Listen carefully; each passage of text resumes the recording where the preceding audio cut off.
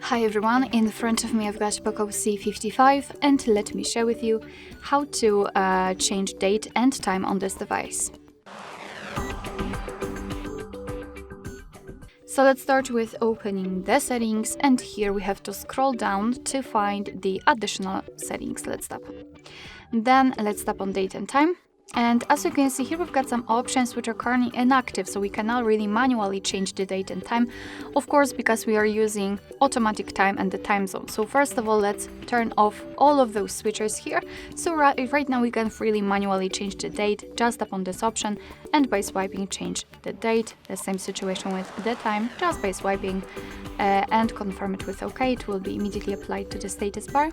We can also change the time zone. Just tap on it, tap on the region, and we will be transferred to this full list of available regions from which we can choose. So all you have to do is to find yours and tap on it, for example this one. It will be immediately applied, and of course be aware that after changing the time zone, the time will also change according to it.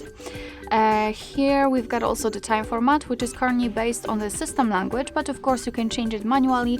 You can either pick 12-hour format or 24-hour one. Just tap on the option and it will be immediately set, as you can see.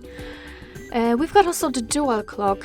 You can turn it on and off just by using this switcher here, and basically it means that your device will display two different clocks with two different hours, two different time from two different places in the world. You can choose the second clock, the time format, the time zone for the second clock.